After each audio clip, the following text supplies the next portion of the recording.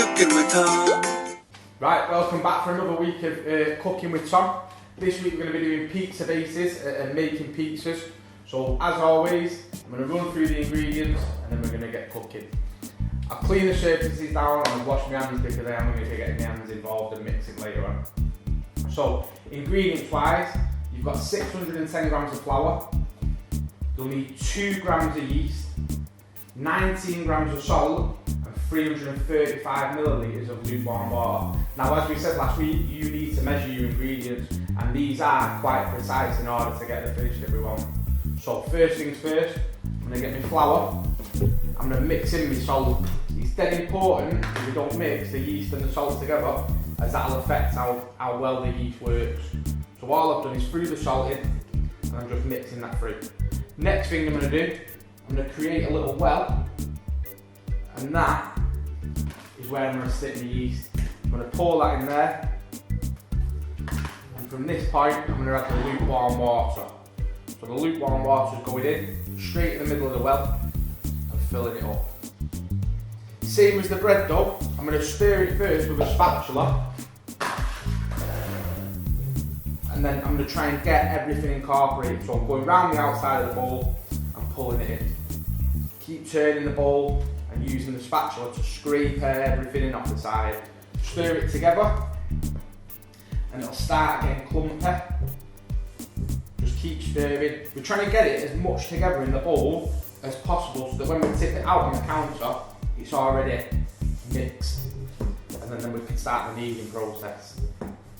So as you can see, it's gone from that sort of clumpy mixture to now almost like fibrous, if you like, where you can see it's more and more getting together. There's not as much loose flour, and then that is when we're going to tip it onto the counter. Make sure your counters are nice and clean. You don't need to put any flour down because there'll be enough in here. So at this point, what I want you to do is set your stopwatch to around 20 minutes. This, to get it how we want it, is going to take about 20 minutes to knead. Same as the bread, we're going to push out, fold in, because we're trying to get some air and stretch that all out. So I'm just going to work it round, turn and push. So it's a bit bitter, just keep getting all these scrappy bits in and keep turning it round. And pretty quickly, everything will come together. So I'm turning, folding, folding. I'm going to keep going. It will be a bit tacky to begin with, but the more you work it, the less tacky it'll become. So keep folding, fold over, push away.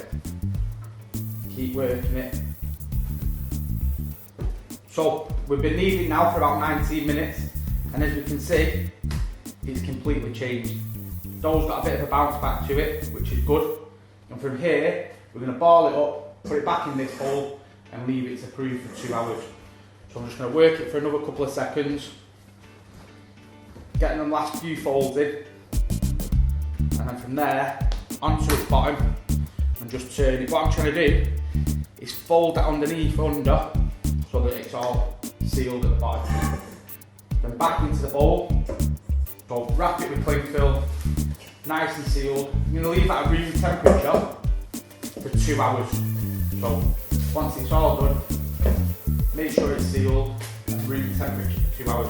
Just be cautious, obviously, if it's a cold day, maybe put it somewhere where it's a little bit warmer. But that's us. Done. So this one's been left for 2 hours. I'm going to uncover it. And as you'll see, the size has changed dramatically.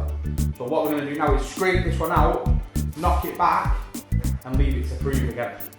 So I'm going to scrape it out. Consistency is totally different. Again, you shouldn't really need to flour the counter, but we're just going to knock it back, fold it back in, that stretches back. You can see all the air bubbles, which is great. So keep working it. Just another little fold. And this is where we're going to portion up. So like I said before, we should be able to get 4 pizzas out of this, and you're looking at probably around 240 grams per portion. So if we fold it all in, get that shape again, because that's going to help us cut it. And then from there, we're going to cut it up into portions. Right, so I've got it up, I'm going to cut it into quarters. This knife isn't the greatest, so if you do it at home, try and get an adult to help, and just use a sharp knife.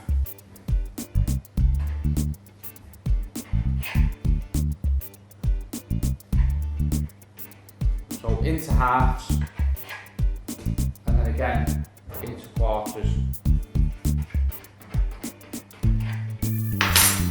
Split them up. Split this one.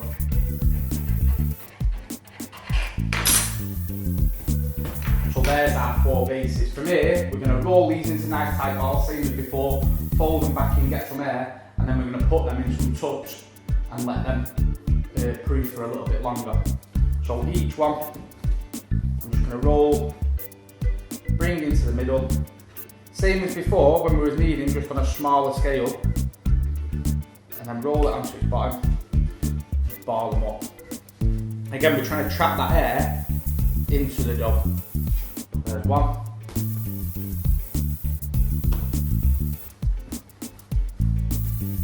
It should look almost nice and silky and smooth to the surface.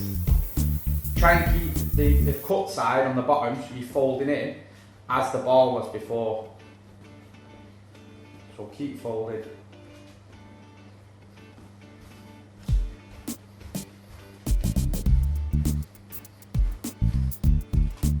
And then we're good to go. These can then go on a tray, cover them with cling film, and we're going to leave these for between 4 and 6 hours, and they'll swell again, and then we'll get ready to the next stage. So we've left the dough for 4 hours, probably nearer 6 actually now, and we're going to start working with it. So I've got 4 portions there, I'm going to work with 1 at the time being.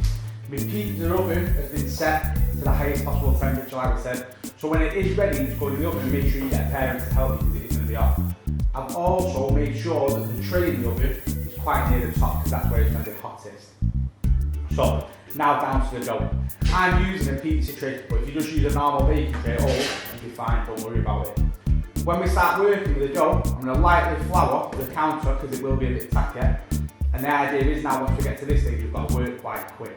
So we're going to form the dough, and then we're going to put toppings on and straight into the oven. So off we go. So I'm just dusting lightly. I'm going to drop it down. Just a tiny bit of flour over the top. And from this point, I'm going to try and push it out from the middle. So I'm taking 3 fingers and just pushing the dough. Turn, push it out, push it out. So I'm trying to keep it nice and even, and as you can see, it's already starting to stretch out. So push out. I'm trying to keep a little bit of a crust on the edge. Alright, and the more we work it, the more we can get it to stretch out. Now all I'm doing is running it through my fingers and letting the weight of the dough drop the pizza. So keep turning it.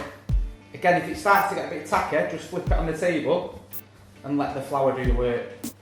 We don't want it tacky, but we need to try and drag it out. When you look at it, you've got to try and make sure that it's nice and consistent right the way across. Once I've got to a decent shape, I'm going to go onto my tray. So onto my tray, and again, just try and get that circular pizza shape. And as you can see, stretch it out a bit. We've got a nice even space, and it looks and resembles the shape of a pizza. This is probably still a bit thick around the crust, and I can probably afford to just work it a little bit more. I don't want to work it too much because I don't want to tear it. So now we're ready for toppings. I've got just a jar of pasta sauce. It's easy, it's dead simple. If you've got passata at home, tomato puree, whatever you've got, tomato base, use that as your topping. So what I'm going to do is, I'm going to grab a spoon.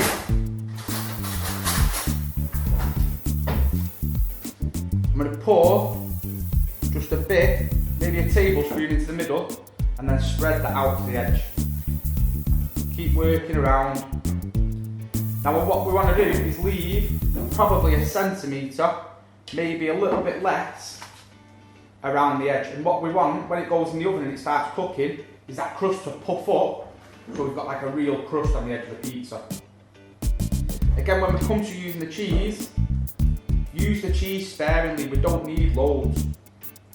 So spread it right out into the corners. As you can see, I've left that bit of a crust on, and from there I'm going to start adding the cheese.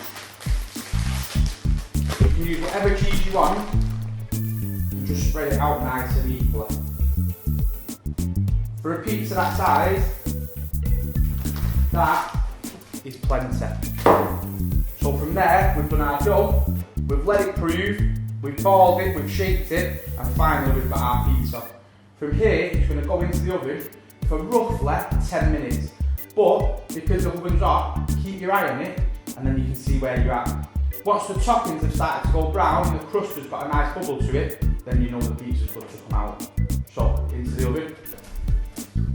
Oven's on full heat, pizza's going in, top shelf, keep an eye on it, and you're just looking for the edges to puff up, and they might blister a bit around the edge where the air is at. There you go, wash your hands, and then there you go, just keep an eye on it.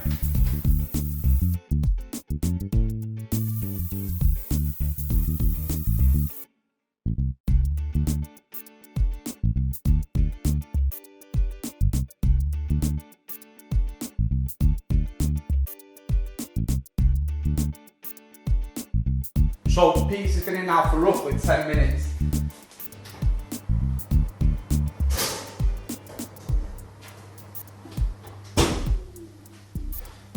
So it's out of the oven, onto the tray. We've got a cracking crust. Cut a slice off. Use a sharp knife or a pizza slice at home. We're having to make do with a butter knife at the moment. Perfect pizza, better than the takeaway.